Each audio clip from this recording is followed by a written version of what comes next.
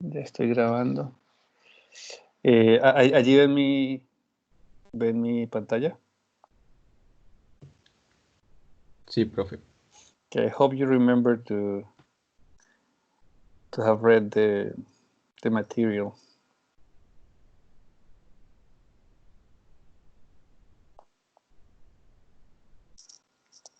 Okay.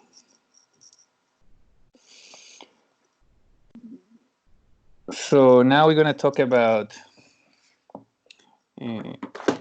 Wait, I need some space here.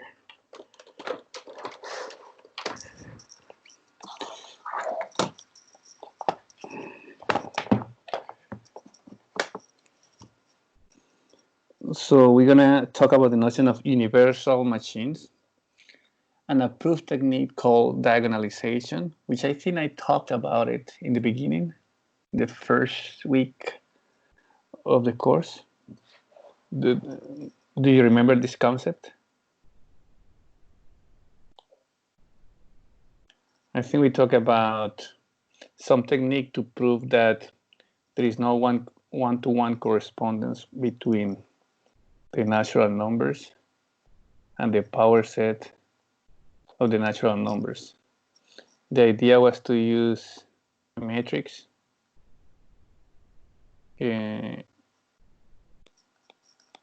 something like that, and find a contradiction using the diagonal of this matrix.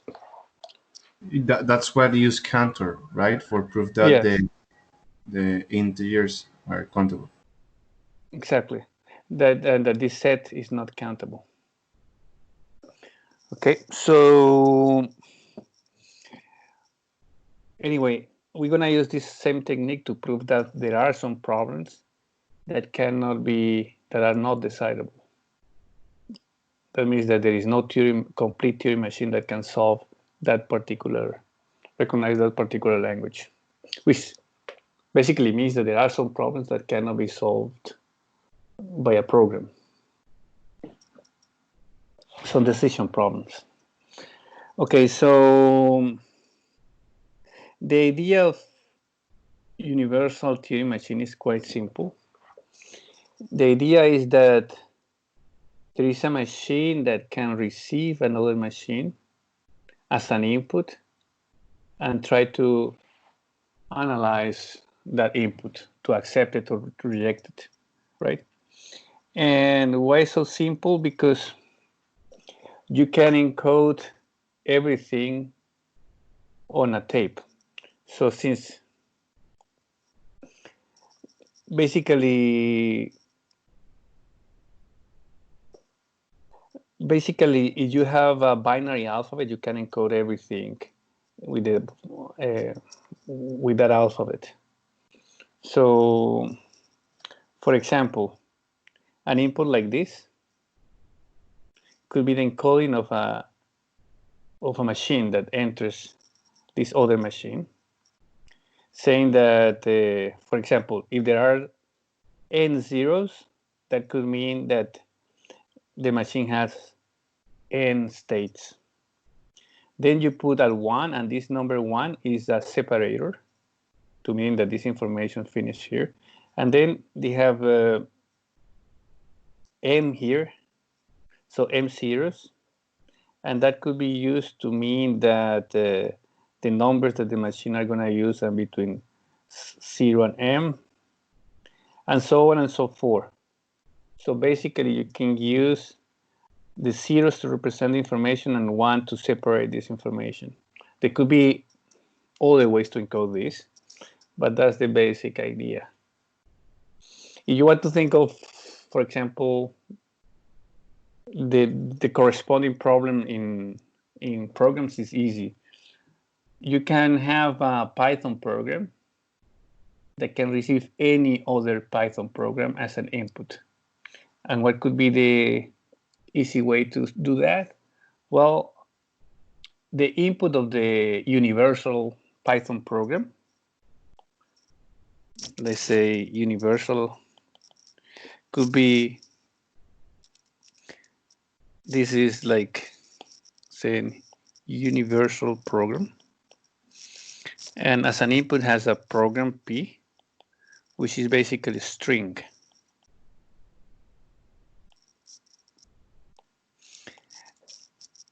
That means that this program can receive this program as an input, and this program can be represented as string in the normal alphabet.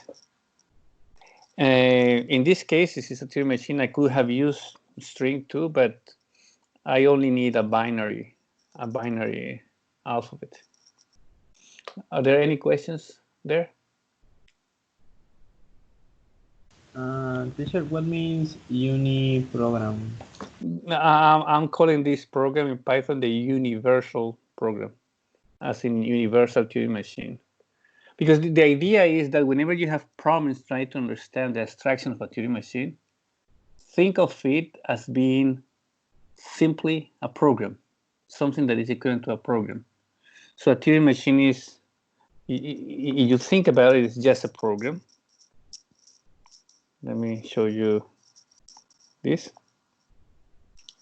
This is a program, and the input of the program is on the tape. And the program just read the input and rewrite, move left, move right, till accepting or rejecting that input. So it is a program. And it can be shown that whatever a program can do, a Turing machine can do it too, and vice versa. Everything that a Turing machine can do, you can also do it with a program. We showed that in the last lecture. We have programs with, for example, 4 counters, sorry, and then 2 counters. Okay, so any more questions about the intuition about the universal Turing machine?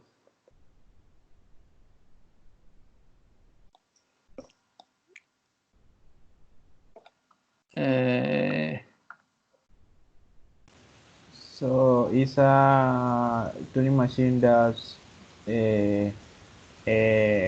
theoretically solve any problem? No, it's a Turing machine that has as input Turing machines. Okay, that's it.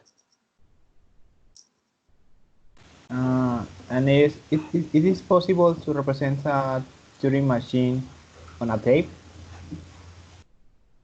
On a what? We know that the Turing machine has as input a tape, right? Yes. So if our input is Turing another machine. Turing machine, how we represent how we could represent how could we represent a Turing machine in a tape? Yeah, that's a good question. That's the whole power. I mean, that's what I'm going to use to prove this impossibility result, is that since if a universal Turing machine can get as input any other Turing machine, it means it can also get itself as an input. So like, for example, think about this universal program in Python or any other language here. You say that this program has any other program as an input. That means it could input also itself here. So that's the tricky part, okay? And of course it can, because this program here, the universal program, is itself just text. You see, it's just text. Any program is just text. Okay, so once you find a suitable encoding in text or in binary of a Turing machine, the details how to encode a Turing machine are not relevant. It's just imagine there is a way to do it. That's it. You can encode the states, the transition function of the Turing machine. For example, if the input machine has a transition of this kind, remember what it means? If you are in state P, reading A, you move to state Q, rewrite A with B, and move to the left. This can be represented here in the input as P zeros, separator 1, A zeros, then Q zeros, B zeros, and then 1 0 to finish this. That this 0 could mean actually left, and 2 zeros could mean right, for example. So anyway, that's not, this encoding is not important. There could be many other encodings. So once you have how to encode Turing machines in binary with zeros and ones, you can define the universal Turing machine as the machine whose language is this: the set of all M followed by X. This is a special character, just as a separator, if you wish, such that X is accepted by the input machine M.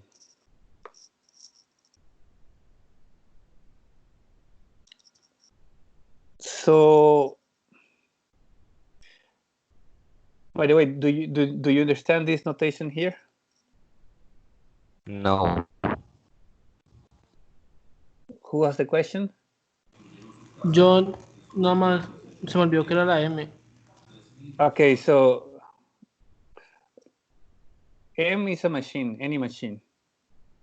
So the language of the universal Turing machine are, here I'm abusing the notation, by the way. This is a string of zeros and ones representing M, the machine M, the Turing machine M, separated with this numeral separator, followed by the input of the machine X, which I'm assuming is also binary. So this is a binary number, a binary string. But, sorry, all of, they need to satisfy that X is in the language accepted by M.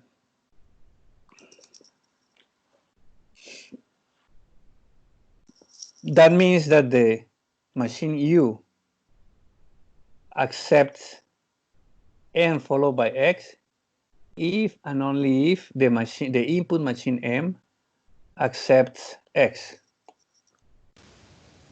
Teacher, I don't understand what represents the symbol between M and X. What represents?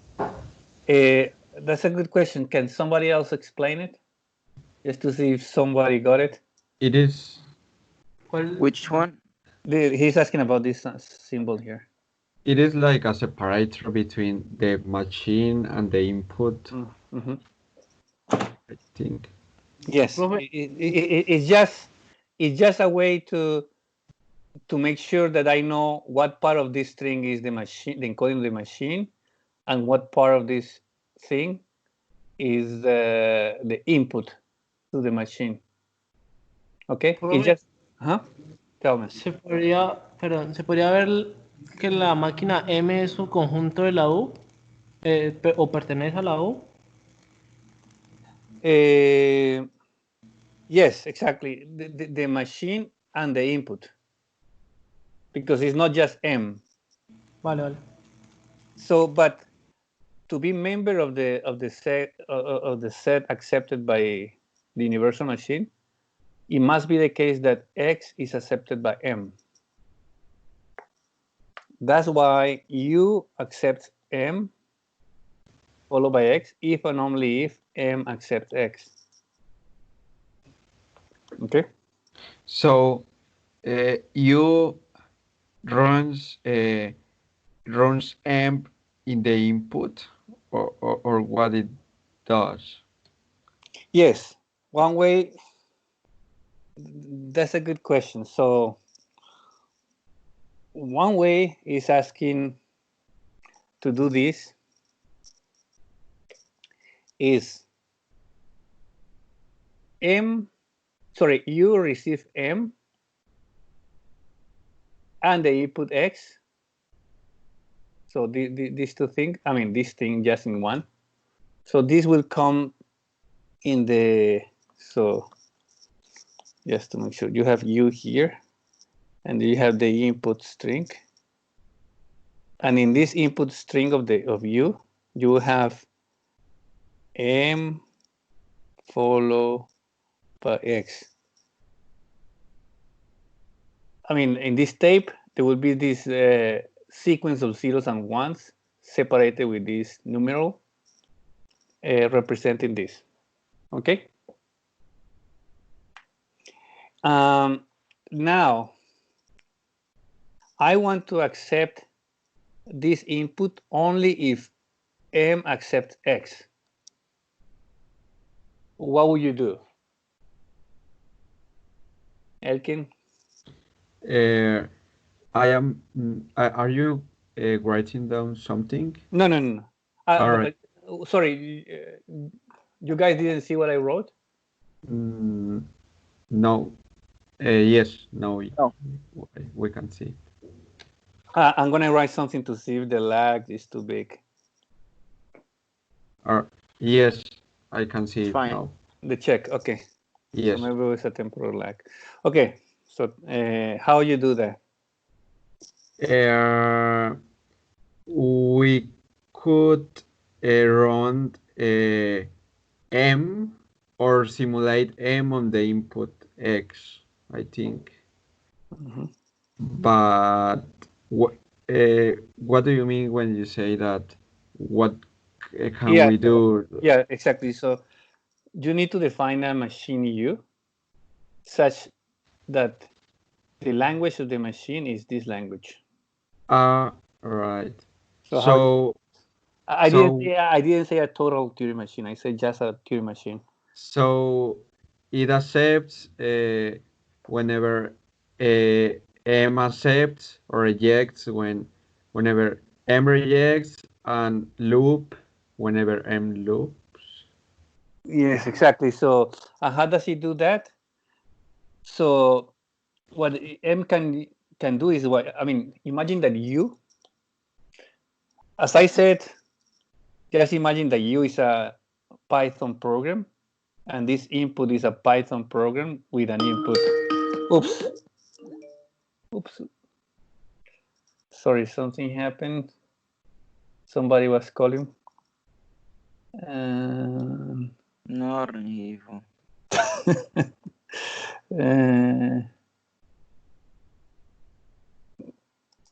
You don't see my screen anymore, right? No. I lost it. Wait.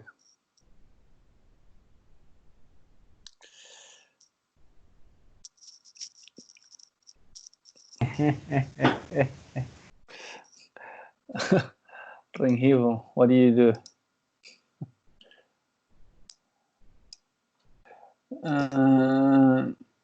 Wait, give me a sec. Okay. So here we are. And teacher, Yeah.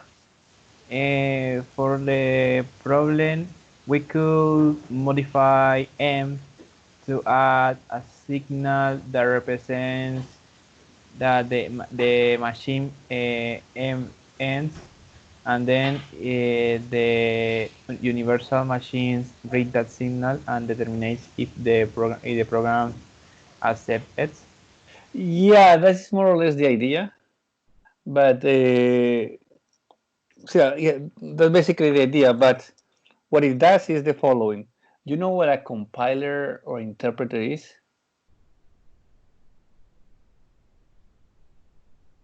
You know what an interpreter is? It's a translator that converts a high level program code program in a in a language that the computer can understand? So basically, you can think of you as a program that gets another program and it simulates it or executes it. So executes this one. So you receive this one and go to the description of the machine, because this description is here, right, in zeros and ones.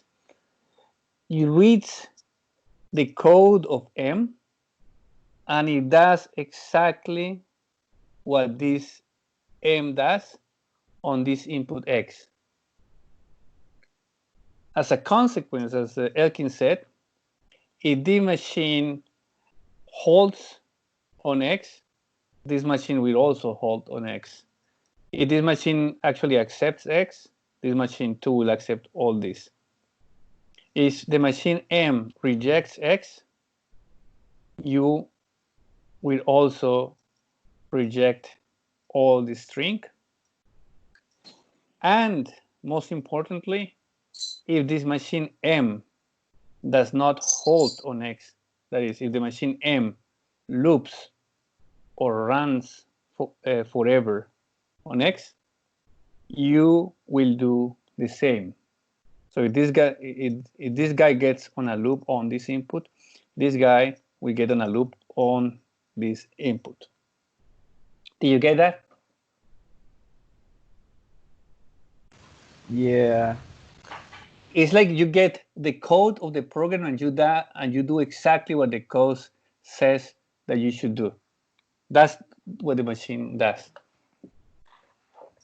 And as you imagine, this could be actually, you can easily write up, it will take you one day to write a Python program that executes another Python program. Maybe two. Okay, so now the problem is the following. The language of you will be exactly this one, right? And this means that this language is by a Turing machine, right? So it's semi-decidable or recursively enumerable. But what if you want this machine to be a total Turing machine? Do you know what total Turing machine is? It's a You remember? It's a machine that Please, accepts stops. or rejects all the possible inputs. Exactly. So a total machine will never loop on any input. It always holds, accepts, or rejects. This machine U doesn't have this property, you know, because if M goes forever, then the U will do the same. So the question that you would like to answer is, can I have a universal Turing machine U whose language is this and is total? No, it's impossible. It's impossible. So M must sorry. just M must be total. If M is not total, then that would not follow.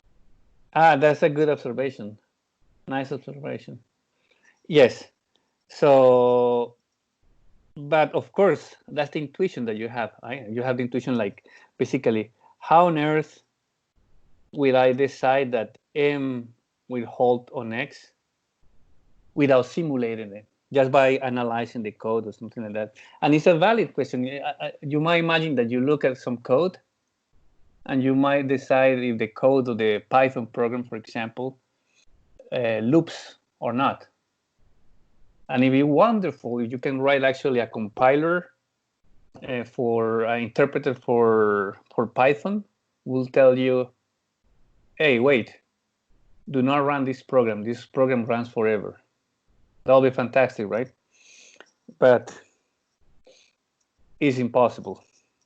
For general programs, it's impossible. Maybe for some restricted kind of programs, it could be possible. Okay, so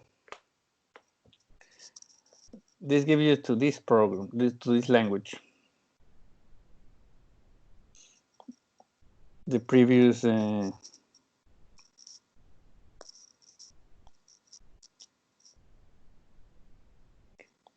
halting problem is the set of all m followed by x such that m holds on x.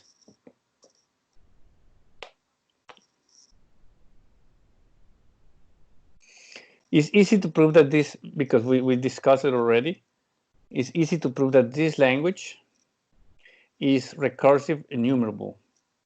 That is, there is a Turing machine that is not total that accepts this language.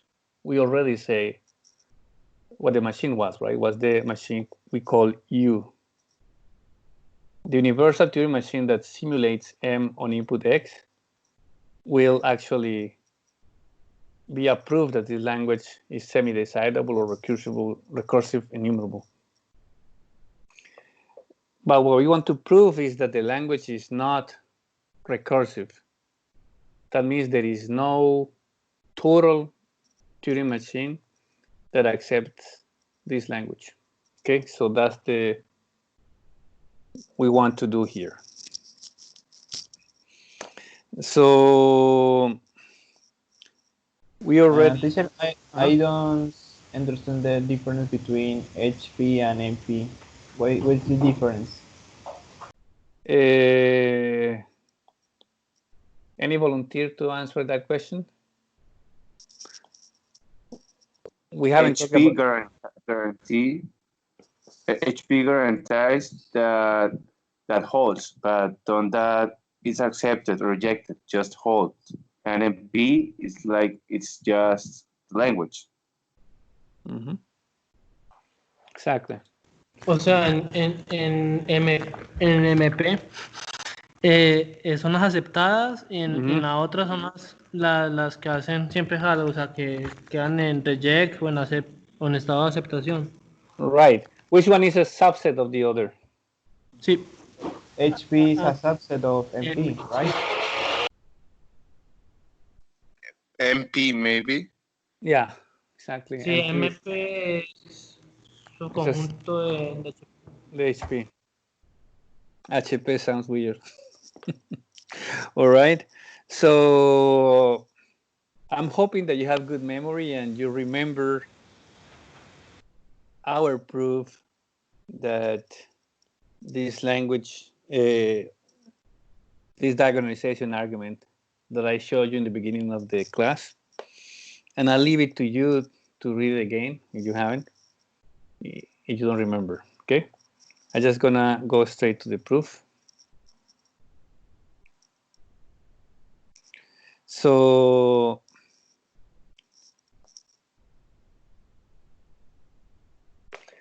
first, I want you to I want to convince you that you can list all the Turing machines this way. Because remember, each one of these Turing machines are, well, actually, first I need to explain this notation, sorry. I'm gonna use M sub X, sorry, as the Turing machine whose encoding is X. So for example, if I write M of 0, 1, 2, 3, sorry, it's in binary. So 0, 1, 0, 1, 1, 1, 1. This will be the machine that is encoded as this binary representation. Do you understand that?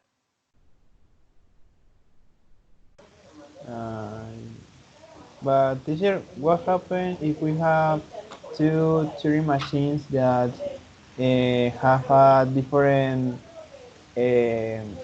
have a different purpose, but his language is input is the same. So no, I didn't understand. So look, this means that there is a machine who's encoding this one, right? I mean, maybe this machine can be equivalent to maybe the language of this machine. I don't know if that's what you mean. Could be equivalent to the language of this other machine.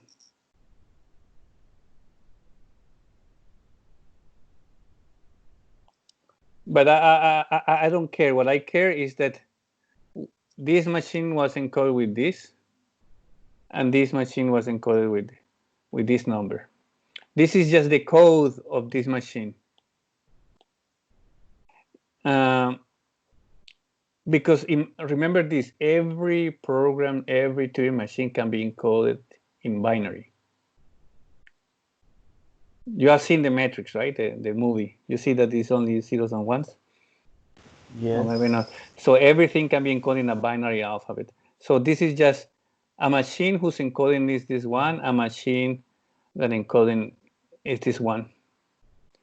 An expert, a hacker of Turing machine will see a binary number and will tell you what Turing machine is. Okay, but I digress. So teacher, the binary language it's is the encoding of the machine, but is not the input. No, it's not the input. That's a good question. It's the encoding of the machine. Okay. Now I get it. This is MX. Let MX be the Turing machine with input alphabet 01 binary, whose encoding is X. Okay. So of course it could happen that some encodings, I mean that maybe the 01 doesn't encode any machine at all, but it doesn't really matter. You can think of it as a program that doesn't compile, a program with a syntactic error or something like that. The fact is that I can list all my machines this way. First, the machine that can be encoded with the empty sequence, the machine that can be encoded with 0, the machine that can be encoded with 1. Here is the machine that can be encoded as 100. This way, if I continue like this, I will catch every possible machine that there is. Okay, this is like when you take a list of numbers in alphabetical order, you can generate all possible names that there are there. You understand that or not? Like if you want to generate all the names, you start with the A. So you say A is a name, AA is another name, and so on. At some point, you generate Alberto, and then you continue. Then O's with B's, and so on and so forth. You are just listing all possible machines this way. Okay, so that's the first thing. So then you're gonna make the following. Look at this matrix. So I'll put all possible machines here again. Con todos los posibles inputs. Exactly, like Nicolas said. This is all possible machines, and here all possible binary inputs. All of them. Y entonces siempre que hacen match, entonces siempre para o siempre hace loop. That's what we're gonna do right now. So no. I see what your question. No, has nothing to do with matching one with the other. This number here is not related to the encoding. I'm assuming that those are machines whose input are binary. Okay, so here I'm saying this is just an example. The cells are possible examples. So here is saying for the machine that is encoded as the empty sequence, this machine, for example, on the empty sequence holds, on 0 as input loops, on 1 as an input loops, on 0, 0 holds, and so on and so forth. So, Profe, yes.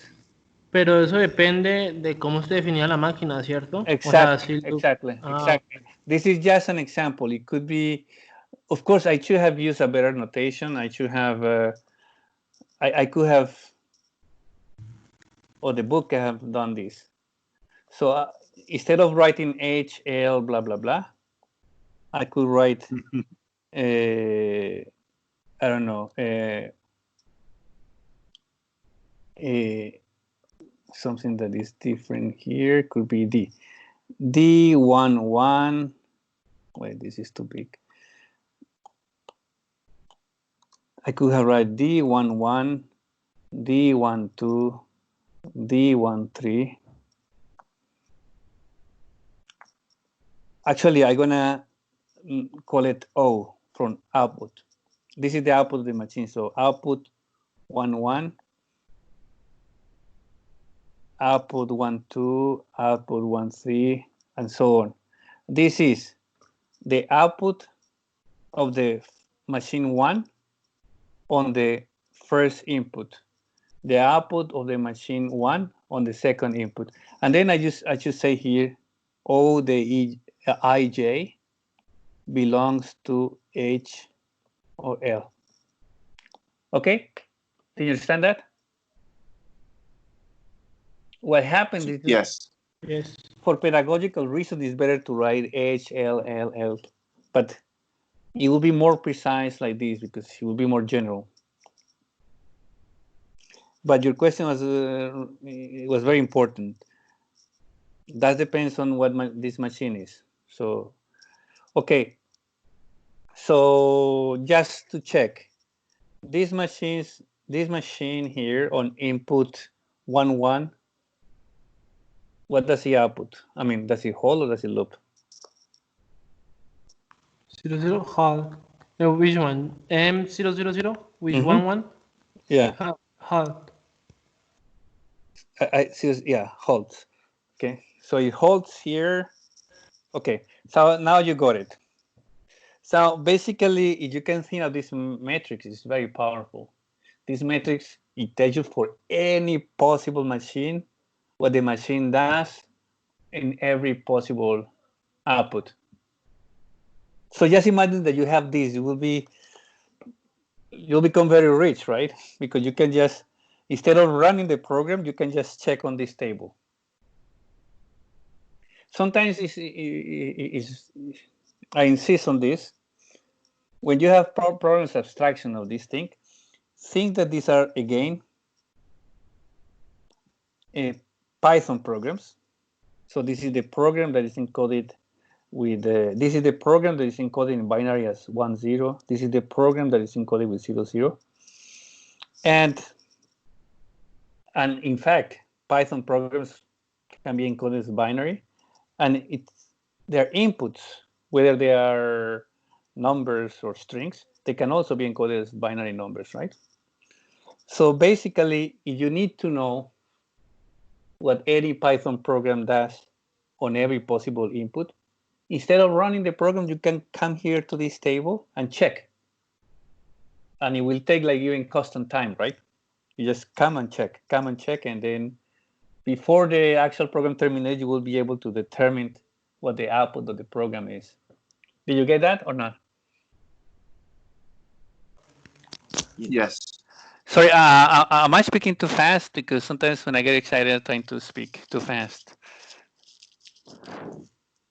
Oh, that's okay. It's okay for me. Okay. Yep. Yep. Do you mean that to say what the program does. Halting or looping, yeah. All right. Yeah, I say output because you can do this with other programs, but you can determine in this machine without running this machine on this. You can determine if it's holds or not by looking at this matrix.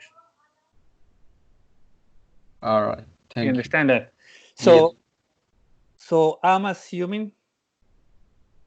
Okay, now you understand this matrix. So basically, if I'm gonna I'm gonna prove that no machine can do this, so there will be a contradiction, right? So because I'm saying I can put if think about this. We want to prove that what is our language. I just explained to you the matrix, but basically we're gonna prove that there is no Turing machine. There is no Turing machine that can do this. The total Turing machine that can, whose language is this. Now, to prove this, I'm gonna assume by contradiction that that machine actually exists. If that machine exists, that machine actually could determine any cell of this matrix. So if you want to know what is M11 in 01, you just run that machine that you say that can decide the halting problem. Okay? So that's what I'm going to do. I'm going to suppose for a contradiction that there existed a total machine K that accepts the set HP.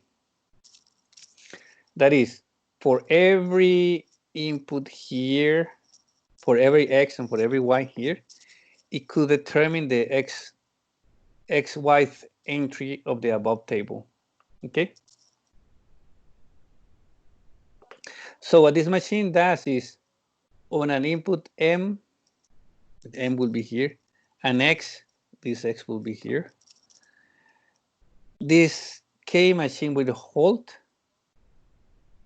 and accepts if M halts on X. And it will halt and reject if M loops on X. So if it's an H, halts and rejects. And if it's a H, halts and accepts. So this machine K is total, you see? It always halts. Either halts and accepts or halts and rejects. Any questions about the machine X? No questions? You use a machine that The machine X, K, sorry, the machine K. I say X, that is K. So the machine K is just a machine that if M calls, accepts, and else loops rejects, no more, or what? Just it's a machine inside a machine that it will be executed by another machine. Okay, so look. Yes, it's more or less that. So remember, here we argue that all the machines are here, right? And all the inputs are here. This machine K can determine any cell of this matrix. Why? Because if you give the machine K this and this, that's what they call M followed by X. For example, the input could be this input here could be, for example, M010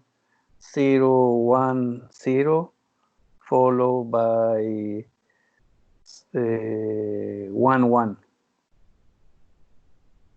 So K runs this, and this machine K can determine will hold, and let me see if we'll accept or not.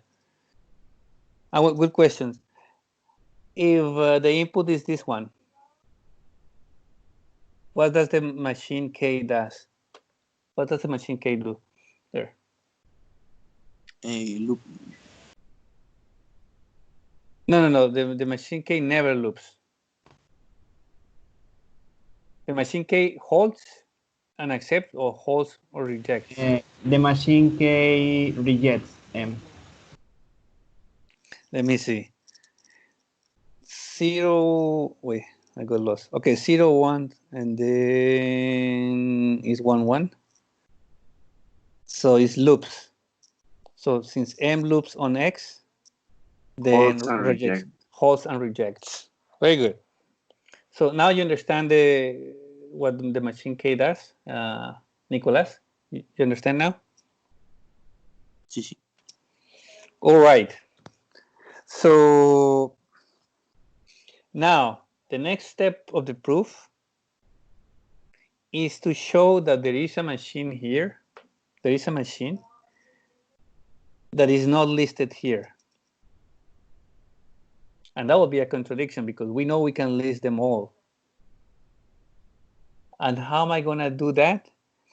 I'm going to do that by using this machine K here. Because I just mentioned that the machine K exists, and that's this. So basically, the machine is going to do actually the opposite of what the machine K does. So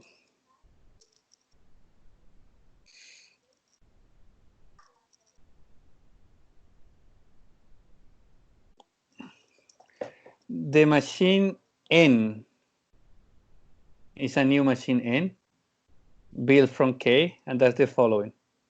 This one you can ignore. This is not very important. But what it does is the machine N runs K on the input MX X. I think Nicolas mentioned this one before.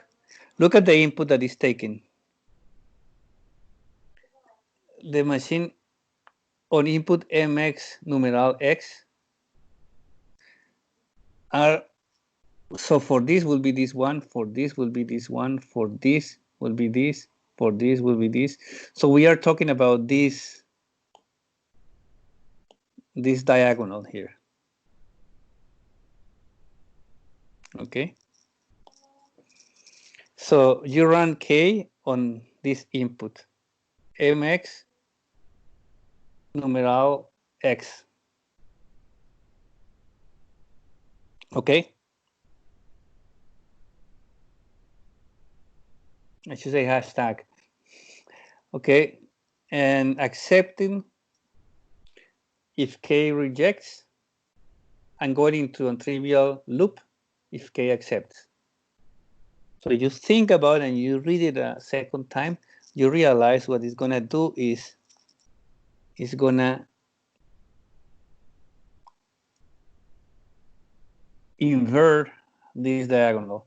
So if it's H, this machine is going to put, it's like L. Oops, write this better.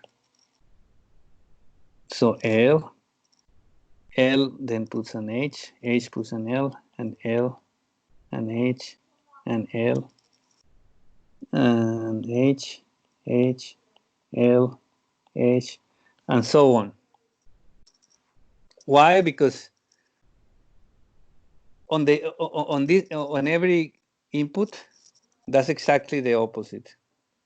So the machine N accepts if K rejects, and loops whenever K accepts.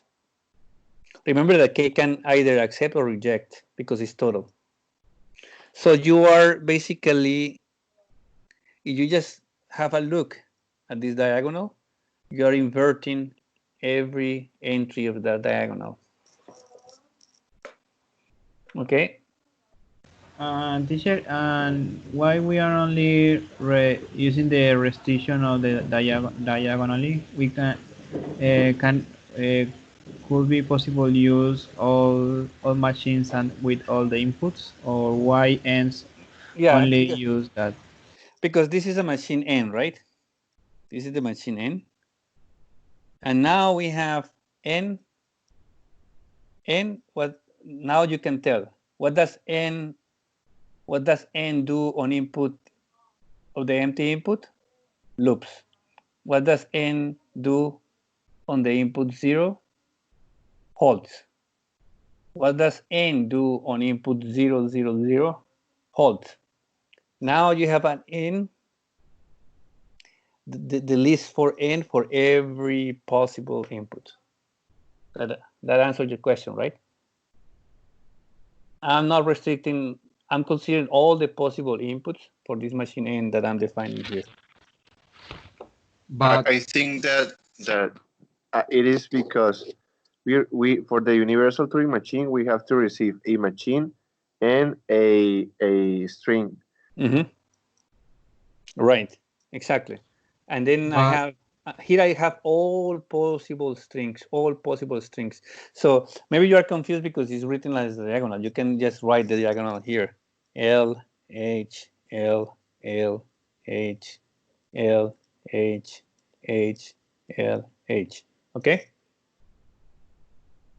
And then this could be the machine N here. Okay? But it is possible to the diagonal be in the set, I mean in the matrix, because it is the diagonal and we are flipping every, I mean, it is possible to the diagonal like you grow it down to be in the matrix? No, that's exactly the point of the proof. That is impossible. Thanks, Elkin. So basically, right now you know that you are changing every entry of the diagonal, right? So because of that, I can prove that this diagonal, that this L, H, L, L, L, etc., is different from every possible row here. That means that it must be different from any possible machine here. So it cannot be any of these machines. So it cannot be here. Since it cannot be here, it's a contradiction because I say that all Turing machines were here. But I'm giving you an N that is not going to be here. I still need to prove that. But maybe somebody can tell me why this diagonal is different from any possible row here. This is one row, second row. Every row represents a machine, right? Why this row is different? How come the diagonal in green is different? Well, it's not actually the diagonal, it's the negation of the diagonal. How come that one is different from every possible row? I have an intuition a little. Okay, let's see. Wait, let's see if somebody else has an intuition. Why? I think it's that because we have. No, wait, no, not the same. Alexander, let's leave others to. Okay, but teacher, I have a question. Why and I I I I continue with my doubts. Why L N is only the diagonal? It's not. You need to specify N or any machine in what it does on every possible input. And I have it. If you ask for N on input 0, 0, 0, what it does is hold. It holds. You see?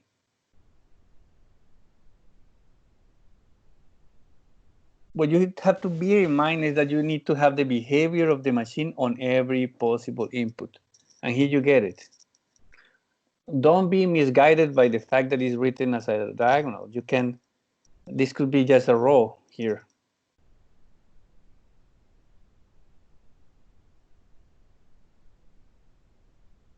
What I want to prove is this n. Remember what I had before. Wait, there. Here I took the diagonal that you are so worried about and I wrote it as a row. Okay? And I want to argue that this row cannot possibly exist, as Elkin suggesting. But what I want is that somebody tell me why negating every input, every entry on a diagonal, it will give me a row that is not in the matrix.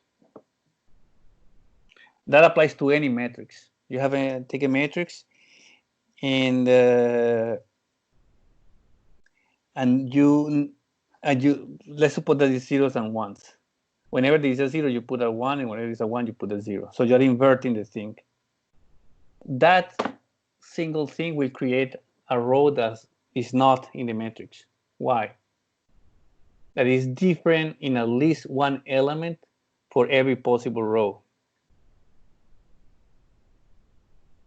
Creo que es porque si yo la cambio justo en el elemento de la diagonal, se va a cambiar, entonces ya directamente no existiría en el M original.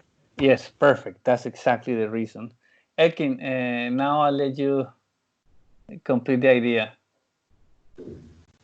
It is the same idea, I think. I mean, it cannot be the first row because it differs in the first element, right?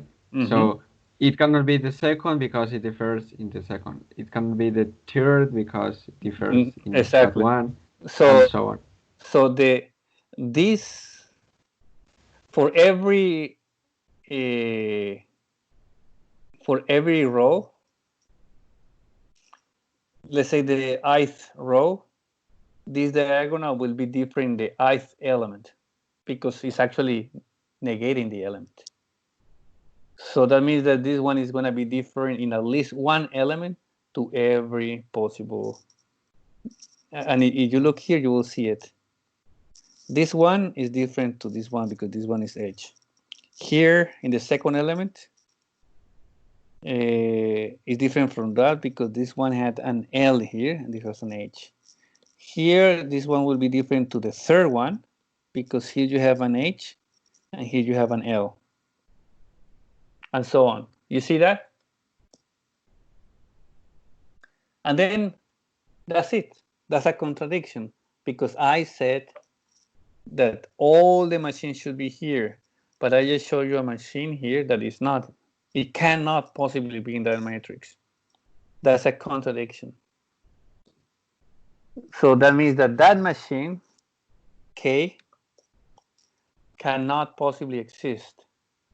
Because okay, friends, so we use the diagonal for that, right? For guarantees that we have one div. Exactly. So this machine N determines each entry on this on this green diagonal. I mean the complemented diagonal. This LHLLL by doing exactly this, accepting when K rejects and looping when K accepts. N is not a total Turing machine, but K is. You see? So if K existed, I would be able to build N. But N cannot exist because I said it should have been here, but it's not. That's a contradiction. And the contradiction is that here, the only assumption that I have in all this proof is that there exists a total Turing machine K that can determine every possible input on this matrix, and it's a total Turing machine. Okay, so now, for the first time, I hope you know the first problem that cannot be decided by Turing machines or by any Python program. And the proof with Python will go exactly the same. You just put programs here and strings of zeros and ones here, and the rest is exactly the same. So any questions?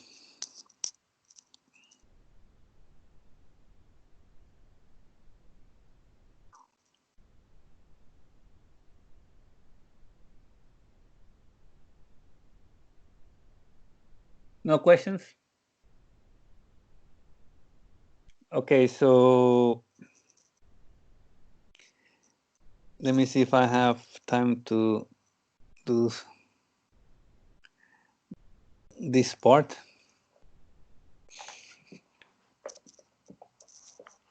No, this part I leave it for the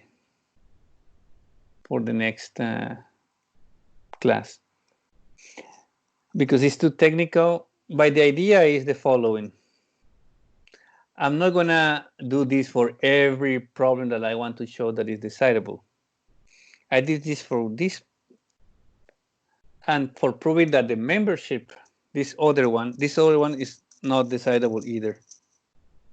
MP is not decidable either. But I'm not gonna do the matrix thing. What I'm gonna do is to use this one to prove that this one is not decidable. And the idea which we're gonna go into is, suppose that you want to prove that the membership problem is decidable. Then to get a contradiction, you assume that yes, it is decidable. That is, there is a Turing machine a total Turing machine that can determine this, that can accept this language. Okay? And you show that you can use that machine to accept this language, the halting problem language. But that's a contradiction because we just showed that no Turing machine can accept this language. Therefore, assuming that there is one that can decide this language is a contradiction. I like again, going to notions in Python or any programming language that you know. To prove that this is not decidable, you assume that there is a program that is decidable. You assume that there is a library in Python that is called MP, and if you give MP an M and X, it can decide whether X belongs to the language of M. You assume that. So going back to that idea, what happened? Se le puso en negro también. So you cannot see what I'm showing you? Hello?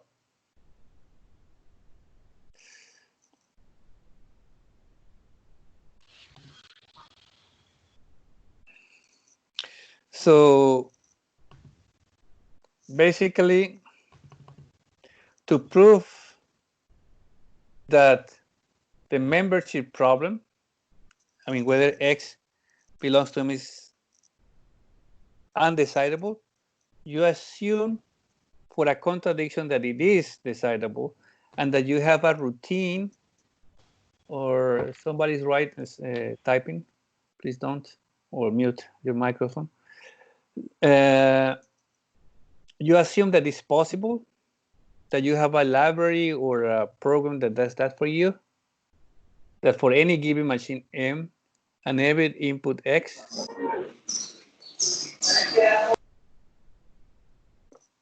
it tells you whether X belongs to the language of M.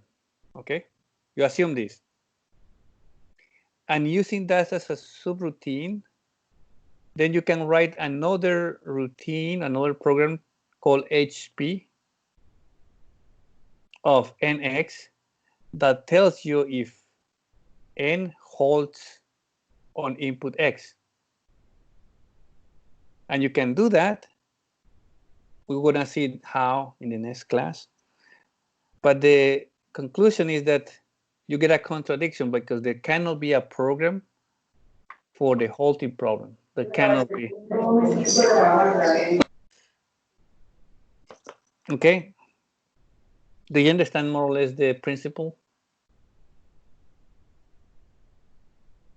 The idea? It is like to try to reduce a problem to the halting problem. Exactly. That is what we're going to do in the next class. It's called reduction.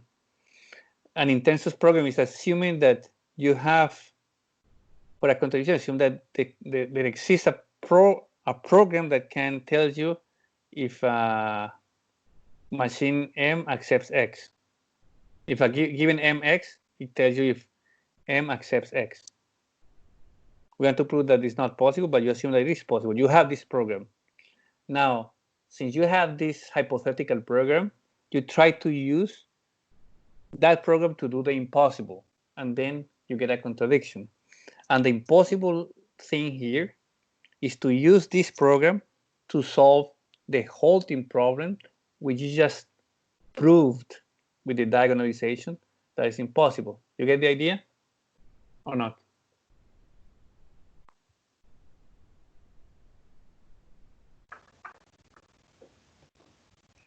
Yes. Yes. Okay, then let's stop there and please read the material. Otherwise you will fall behind. And next class we're gonna see reductions and some decidable and undecidable problems. And with that we'll finish Turing machines. And then we'll look into complexity theory. Any questions? Vamos a ver las clases de complejidad. Yes, exactly. The basic complexity classes. Profe, Básicas nomás. y hacer problemas equivalentes, o sea, que TCP explique y cosas así, o sea, cosas así. ¿O? Reductions, you mean, or? Yes. En clase de complejidad, como equivalencia entre problemas. Yes, we're gonna do that too. Yeah. That will be probably Nice. the next week, and with that we'll finish the classes. So if you have any questions, let me know. Otherwise, I'll see you on Friday. And please read the material. It's important. Otherwise, I mean, this is the most difficult exercise. Like few people actually make it in the last exam. So, because the problem is that this is more abstract than the previous subjects. So if you fall behind, if you just like don't pay attention to this one, it's gonna be very difficult to follow the rest. So try to do that. So no questions. Profe, es que yo lo entendí más o menos como que si HP no puede estar en MP, entonces es la contradicción de lo último que dijiste. No, de lo de la próxima, de lo que vamos a empezar a ver la próxima clase. No, basically what I say is basically the following. Is a typical way to prove things. You want to prove that there is no program MP, a program called MP, I just call it MP, the membership problem, that the program receives a machine M, an X, and this program returns, let's say, true if and only if X belongs to the language of M. So I want to prove that this program cannot exist. Then for a contradiction, I assume that actually exists. I assume, yeah, let's suppose that we have a program that returns true whenever X belongs to the language of M.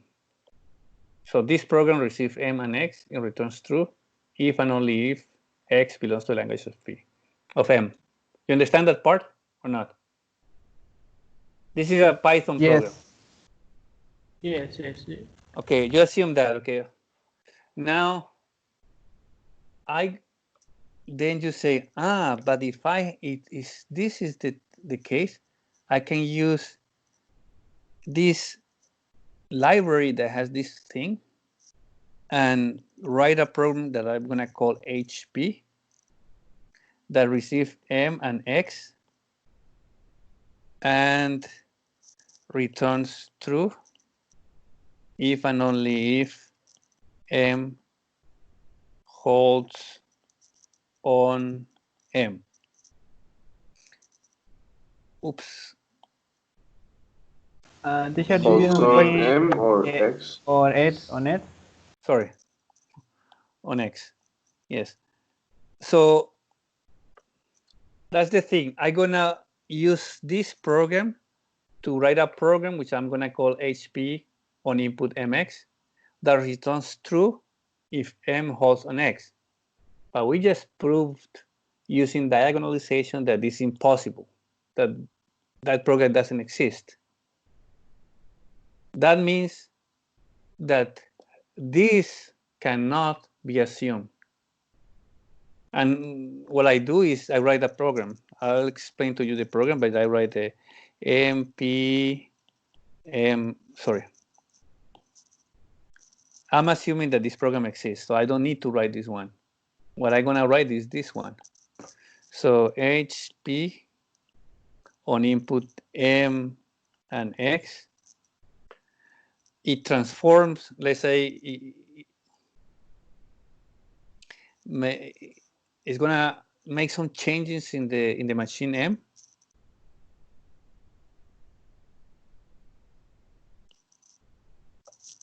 Sorry, I'm using.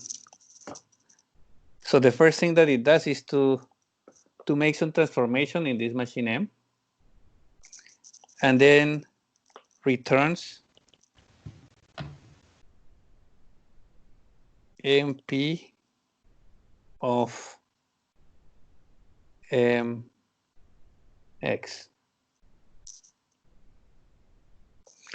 And the idea is the whole reduction is in this F, in this function F, which we need to determine what it does. But the idea is that it reduces M to M prime in such a way that this will return true if and only if the whole thing H of P is true. That means this will return true. Sorry, I made a mistake here. This is M prime. If and only if M holds in X. Maybe now you can tell me what kind of transformation I can do. Any ideas? A negation? A negation of what? This is a machine who has some state as acceptance, and then you need to change it in such a way that the M prime, so this membership problem on the machine M prime, not on the machine M, but an M prime will make this to happen. How do you do that? Remember what this thing does, right? On input M prime X, it returns true if X belongs to M prime. Pero es que, ¿cómo asegurar que M' es aceptada? No, that's not a problem for you because this routine is an oracle. It exists. You're assuming that it exists. So think it is a library in Python. Nicolas, you call libraries in Python, or you call them something else? In Python, you say libraries? Yes, libraries. So, okay. So you assume that you have this library. You did not implement it. You assume that it exists, okay? So it doesn't really matter. This one, it will always return true if and only if X belongs to the language of M prime. Pero ya vimos antes que eso no es posible. No. This is MP. Before verdad. this, we want to prove that it's impossible, but we are assuming that this exists. Now, with this program, depending on what F is, this program will actually solve the halting problem, and that's impossible because we showed that it's not possible.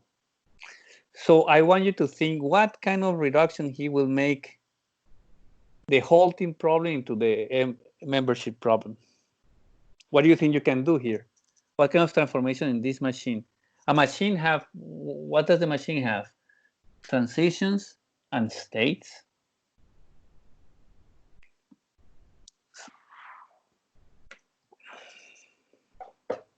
Maybe change the rejectance and acceptance states. Exactly. Like inverse it. Exactly. And to help see you this, I'm going to rewrite this because maybe it will help you. If M accepts X. So MP returns true if and only if M accepts X. I mean, this is the same as writing this, right? But it helps you to, it's clearer now. Because that's what I said, like a negation. Okay, excellent. Good. So your suggestion is you take the machine M and every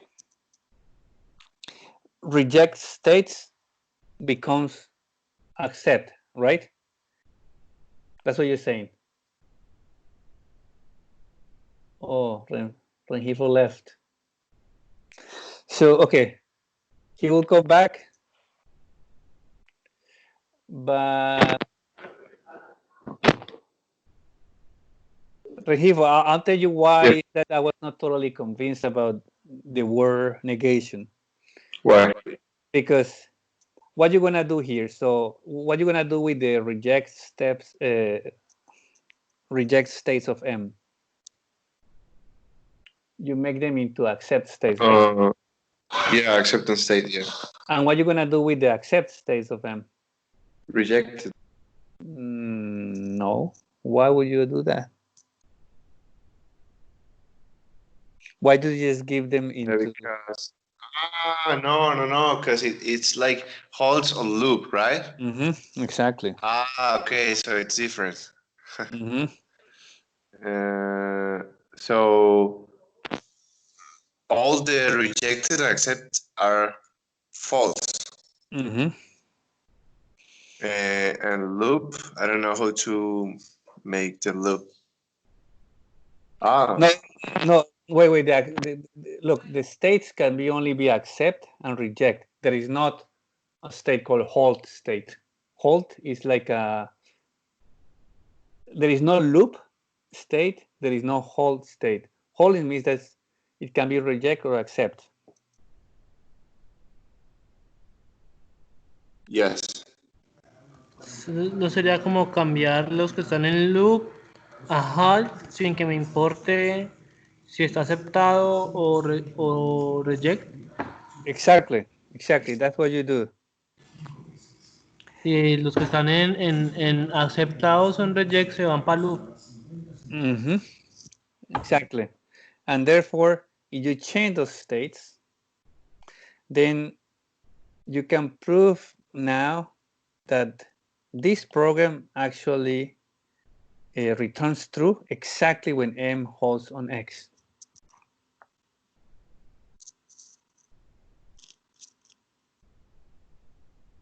Okay? Because basically you will make M prime to accept is X if M holds on X. That's the trick. Well, we'll see this in more detail in the next class. But at least I'll give you this so you can think. So the strategy is simple.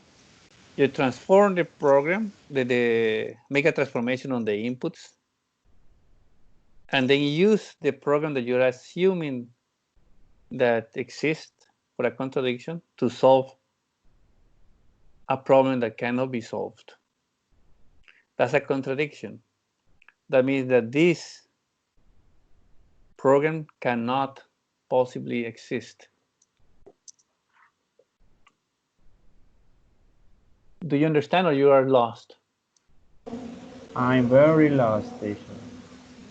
So, Me siento como en un punto medio muy extraño entre más o menos entender y no entender bien la explicación del final.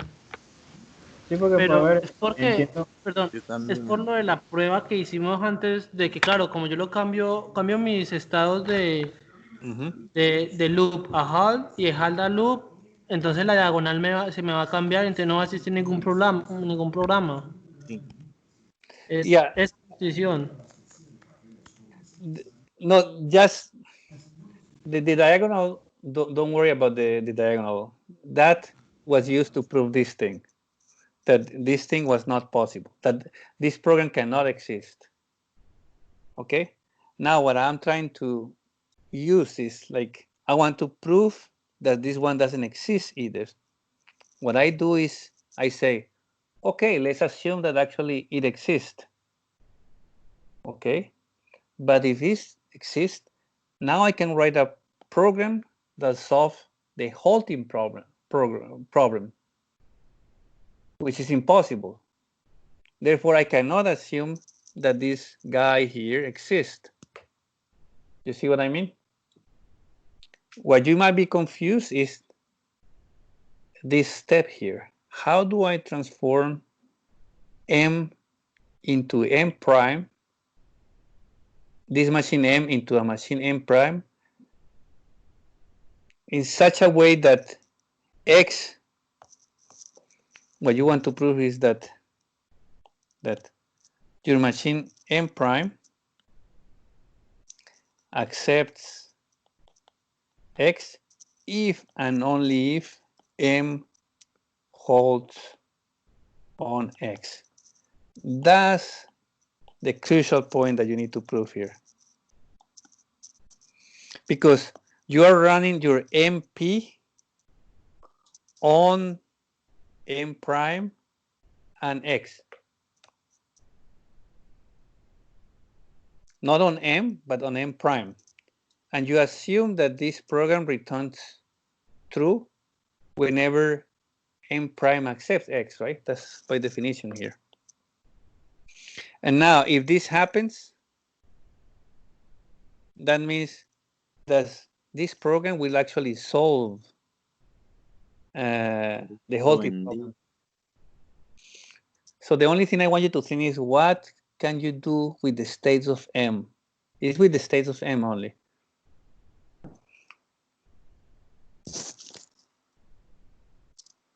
Pero, profe, ahí no tendríamos el problema de que un programa no es capaz de determinar por sí mismo si él está en un ciclo infinito o no, y pues lo que generaba el problema de parada. No, because look, I'm not running any cycle here. I'm writing a program that have two lines.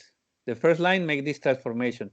Remember, this M is a machine. So this is a finite description of a machine, right? This is a string of zeros and ones.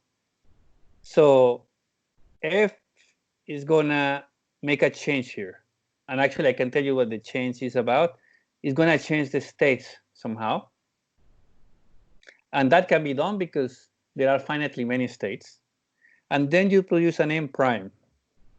And then you run this MP on this machine and on X. But you assume that this program exists. You assumed that exists. So you don't wonder if it can loop or not. You assume that existed. And then this will generate a program that can actually solve the halting problem. But you conclude, but this is impossible. So there is a contradiction. So I cannot assume that this program exists. Do you understand? O sea, pues sería que al estar asumiendo que, el programa MP retorna algo, resolvería el problema de determinar. Exactly. And you just need to think what's the transformation here.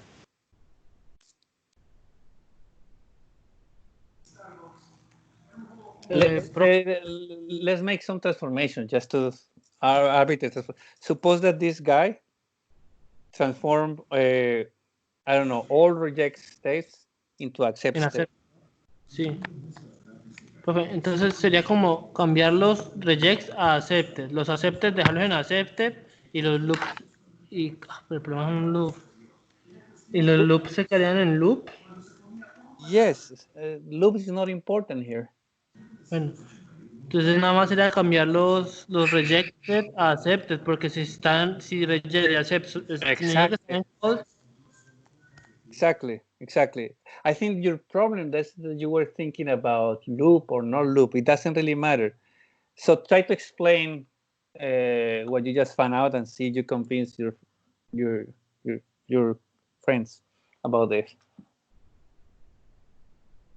Profe, pero ¿por qué estamos diciendo que si el programa tiene un ciclo no importa, ya que el propio programa trata de determinar si el programa para, los ciclos no deberían ser importantes a tener en cuenta?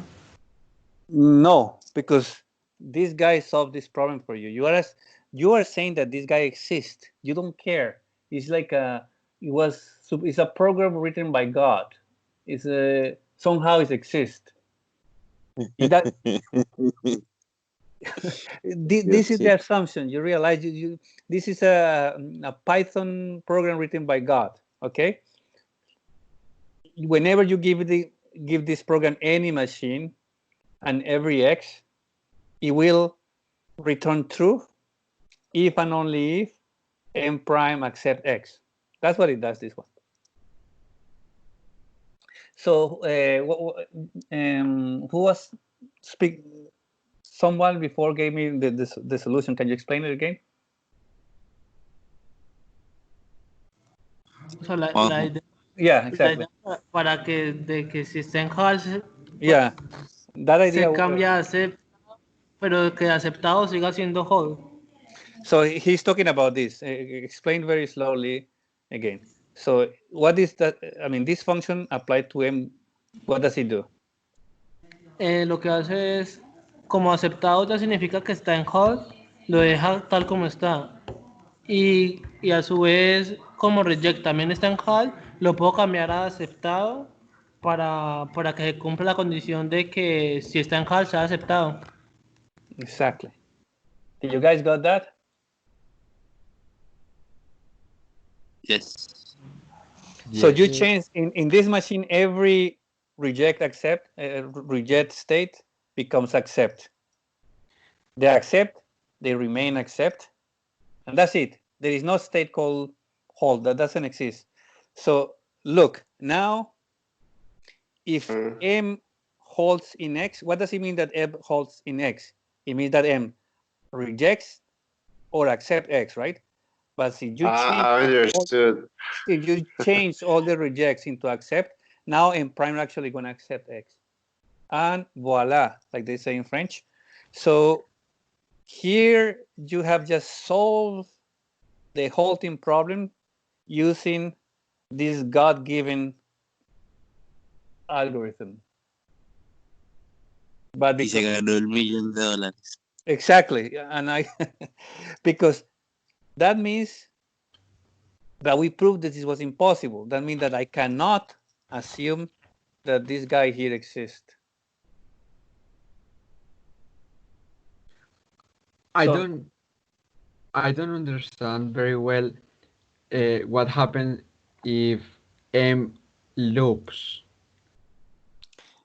Okay, let's suppose. Actually, I like when Juan Jose, can you answer that question? So, he's asking, what if M loops on X? Es irrelevante. Si loop, no importa. Te digo. Why? ¿Cierto? Yes, because halting problem just wants to know if it halts or loops, and it halts, it rejects or accepts. That's why we change the reject states. So Accept. so all the states are gonna be either accept or loop, right? No, loop is not an accept. This is something that just like most of you seem to be confusing. Loop is not a state. The states can only be reject or accept. Looping is like a feature of the machine that is running forever. So you understand? Yes. So if M holds on X, you know that this happened if what? Then this if M accepts X or M rejects X. So if M holds on X, that means that M either accepts X or rejects X. But that means that you get into an accept state or into a reject state.